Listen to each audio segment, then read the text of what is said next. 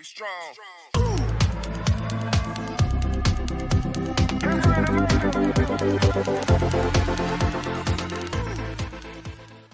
Assalamualaikum warahmatullahi wabarakatuh. Halo teman-teman semua, apa kabar nih? Semoga sehat-sehat selalu ya.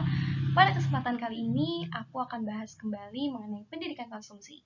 Materi yang akan dibahas kali ini berjudul pemahaman tekstil. Kalau teman-teman udah penasaran, yuk langsung aja kita ke materinya.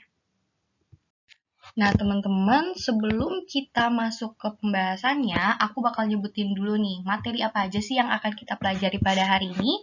Yang pertama, kita akan mempelajari mengenai tentang tekstil. Kita akan mengupas lebih dalam apa sih itu tekstil.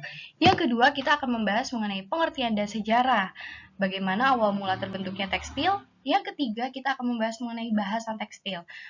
Bahasan ini mulai dari kegunaan hingga tujuan pakaian. Dan yang terakhir, kita akan membahas mengenai pengetahuan dasar tekstil serat.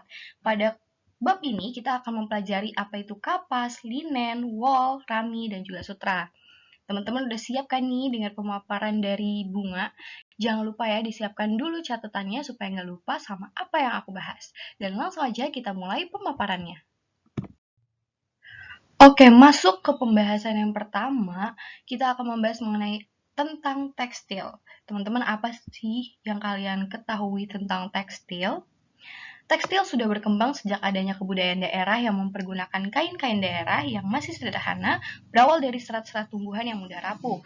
Yuk kita langsung aja kupas tuntas mengenai tekstil. Sebelumnya teman-teman tahu nggak sih apa itu tekstil? Dalam kehidupan ini, kita tidak dapat lepas dari suatu benda yang berasal dari tekstil. Bahkan, banyak benda-benda di sekeliling kita yang terdiri dari tekstil. Contohnya seperti pakaian, keset, kain adat, dan lain sebagainya yang terbuat dari bahan tekstil, baik itu tekstil struktur maupun tekstil jenis lainnya. Pada dasarnya, tekstil memang sudah berkembang sejak adanya kebudayaan daerah yang mempergunakan kain-kain daerah yang masih sederhana dan berawal dari serat-serat tumbuhan yang mudah rapuh.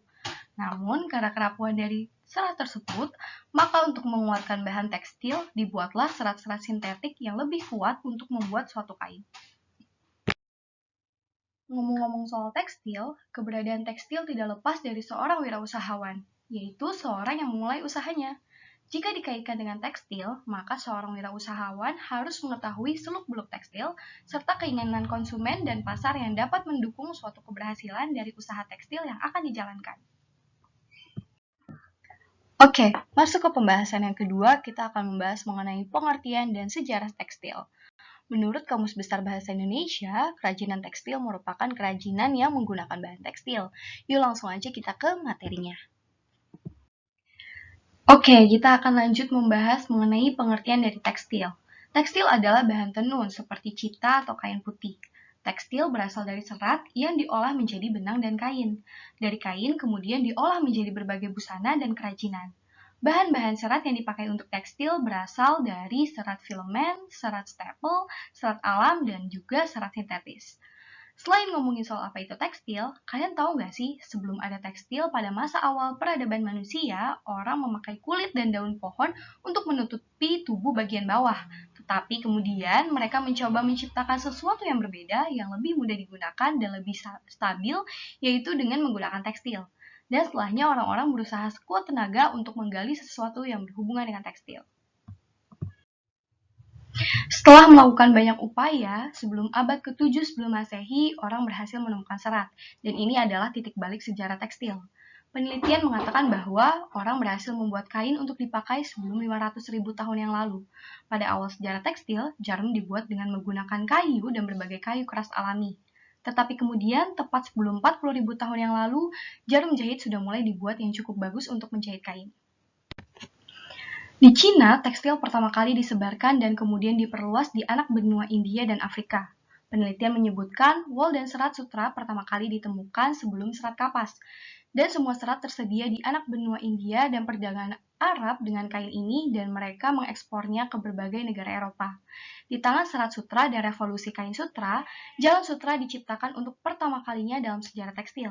Jalan ini merupakan jalan perdagangan di mana para pedagang dari Cina, Mesir, anak benua India, Arab, Persia, dan Roma saling berhubungan dengan masalah bisnis tekstil mereka. Oke, kita langsung masuk ke pembahasan yang ketiga, yaitu bahasan tekstil. Saat ini kualitas fungsional pakaian tidak lagi memainkan peran penting, kecuali untuk pakaian kerja dan pakaian olahraga. Konsumen sangat memperhatikan kualitas representasi. Yuk langsung aja kita ke materinya. Wah, setelah kita mengetahui nih sejarah mengenai tekstil, sekarang kita akan membahas apa sih kegunaan dari pakaian. Pada hakikatnya, pakaian itu harus melindungi dari angin, hujan, panas, atau dingin, dan dari cedera. Kedua, pakaian harus bersifat fungsional, seperti tahan pakai dengan kekuatan tarik dan tidak luntur. Ketiga, pakaian harus menunjukkan kualitas fisiologis seperti nyaman dipakai, dapat ditoleransi dengan baik oleh kulit, dan juga higienis. Keempat, pakaian harus mudah dibersihkan seperti dicuci, dibersihkan, dan juga disetrika. Kelima, pakaian harus memiliki warna, jenis, bahan, dan kualitas bahannya. Dan terakhir, pakaian harus memiliki nilai simbolis seperti pendiam, remaja, trendy, sportif, dan colorful. Bagi banyak orang, pakaian berkontribusi besar pada pengembangan identitas dan harga diri. Apalagi untuk pakaian anak muda menempati urutan tertinggi karena merupakan ekspresi dari gaya hidup tertentu.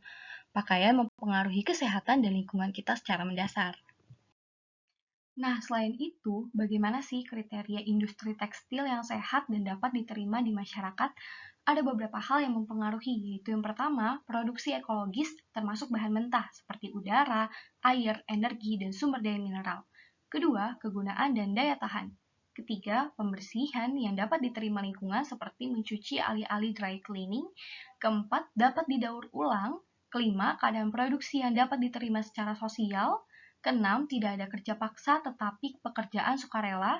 Ketujuh, tidak ada unsur diskriminasi. Kedelapan, tidak ada pekerja anak di bawah umur. 9, gaji yang memadai.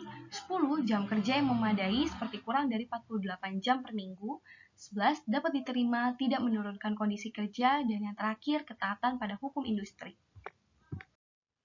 Selain itu, ada beberapa hal juga nih yang harus diketahui. Terdapat pula tekstil yang merusak kesehatan. Seperti apa sih tekstil yang merusak kesehatan? Yuk disimak. Tekstil yang merusak kesehatan meliputi yang pertama, residu dari penanganan dan pencucian tekstil dapat menyebabkan alergi. Kedua, asap yang timbul saat menyetrika bahan yang telah diolah dengan formaldehida dapat mengiritasi saluran pernapasan dan juga menyebabkan alergi. Ketiga, pakaian dapat menghambat pernapasan normal kulit. Keempat, pakaian yang terlalu ketat dapat merusak organ paru-paru dan usus dan menyebabkan erupsi kulit dan kelumpuhan saraf, seperti jeans yang terlalu ketat, bahkan dapat merusak kualitas sperma. Dan yang terakhir, rok mini atau bagian perut yang tidak tertutup bisa membuat seseorang masuk angin.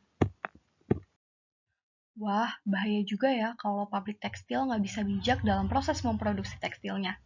Baik teman-teman, sekarang kita lanjut ke bahasan yang terakhir. Tapi sebelum lanjut, kalian tahu nggak sih apa aja bahan dasar tekstil serat? Sekarang kita bahas yuk, apa aja sih bahan dasar tekstil serat? Bahan pertama bahan tekstil yaitu kapas. Kapas adalah tanaman serat terpenting dan kemungkinan besar akan mempertahankan posisi terdepan karena kualitasnya yang sangat baik. Bahan yang terbuat dari serat ini bernapas dan dapat mengikat kelembapan hingga 24% dari beratnya tanpa terasa lembab.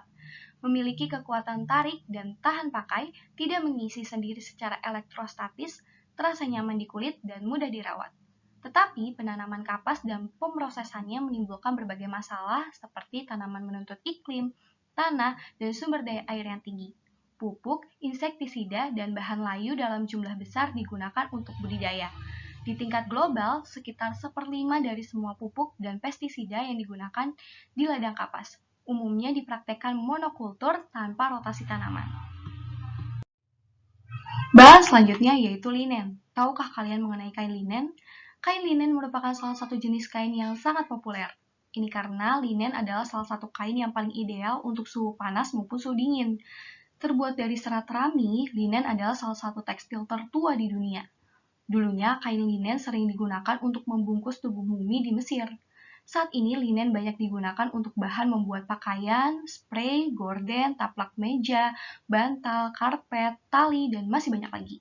Bahan linen merupakan produk tekstil yang sangat kuat dan ringan yang terbuat dari serat rami yang memiliki tekstur yang tebal. Permukaannya nampak halus dan bersifat kaku. Rami merupakan tanaman yang telah dibudidayakan di hampir setiap negara di dunia. Jenis kain ini dapat bertahan hingga puluhan tahun apabila dirawat dengan baik. Bahan ketiga yaitu rami. Rami juga merupakan tanaman budidaya tua dan kemungkinan dibawa ke Eropa oleh orang Romawi. Di Jerman, penanamannya sudah lama dilarang, tetapi sekarang varietas yang mengandung THC dalam jumlah kecil tetapi masih diizinkan dan dianggap bernilai ekonomis. Seperti linen, secara ekologis tidak mengganggu dan tahan terhadap robekan, tetapi tidak untuk menggosok. Tetapi seratnya lebih kasar dari linen. Kainnya mudah kusut dan tidak putih seluruhnya karena sulit untuk memutihkannya. Lanjut yang keempat, ada bahan wool. Wool menambahkan hingga hanya 5% dari produksi serat di seluruh dunia. Di Eropa, hanya sebagian kecil dari permintaan yang ada yang dapat ditutupi oleh produksi dalam negeri. Sisanya diimpor, kebanyakan dari Australia, Selandia Baru, Afrika Selatan, dan Uruguay, tempat domba dipelihara dalam kawanan besar. Untuk menghindari infeksi hama, digunakan insektisida yang menempel pada partikel lanolin atau wool fat. Untuk di industri pengolahan wool, pembuangan limbah cair dari pencucian wool merupakan masalah besar, meskipun akhir-akhir ini pakaian wool yang kebanyakan untuk bayi sesuai dengan kriteria ketat Demeter atau telah diproduksi. Yang terakhir, ada bahan sutra nih. Teman-teman pasti udah tahu kan apa itu sutra? Lebih lengkapnya, selama lebih dari 5.000 tahun, sutra murbei telah menjadi serat alami yang paling berharga dan paling mewah. Berkat publisitas dan pasokannya sesuai, daya beli orang Eropa telah memicu ledakan sutra yang nyata. Dari tahun 1975 hingga 1995, produksi sutra meningkat lebih dari 2 kali lipat. Di negara-negara pemasok utama yaitu China dan India, seluruh desa dan seluruh wilayah memiliki spesialisasi dalam budaya ulat sutra. Dengan cepat, tawaran tersebut melebihi permintaan. Akibatnya, hingga saat ini terlalu banyak sutra yang diproduksi dan dijual dengan harga dumping. Perkembangan ini menimbulkan masalah serius bagi para produsen. Wah, gimana nih teman-teman? Sudah paham kan mengenai tekstil? Seperti nama pembelajaran kali ini, kita telah membahas mengenai pemahaman tekstil mulai dari pengertiannya, kegunaannya, industri tekstil yang baik dan diterima masyarakat, industri tekstil yang buruk, serta bahan dasar tekstil. Wah, gak terasa ya, sudah 15 menit kita bersama. Sayangnya, kita harus mengakhiri pertemuan kita pada hari ini. Semoga apa yang disampaikan bisa bermanfaat. Jangan lupa untuk mengerjakan kuis yang tertera di LMS, dan sampai jumpa lagi. Wassalamualaikum warahmatullahi wabarakatuh. Dah.